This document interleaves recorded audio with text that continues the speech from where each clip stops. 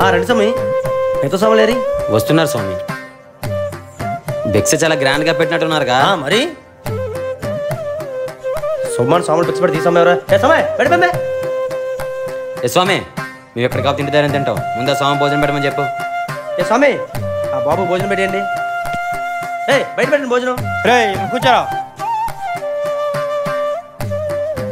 కొంచెం ఉప్పు సరిపోలేదు స్వామి. అయినా సరిపోలేదు స్వామి. సరే ఇంకొంచెం సాల్ట్ వేయండి. ఎంత సాల్ట్ వేసినా టేస్ట్ రావట్లేదు స్వామి.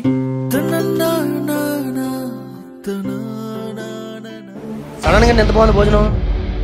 ముందు బయట సంబంధం లేదు చూడు. ఇప్పటికైనా అర్థమైందా స్వామి?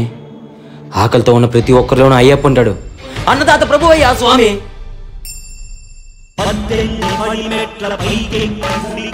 భక్తులకు ఎదురొచ్చే బంగారు స్వామి.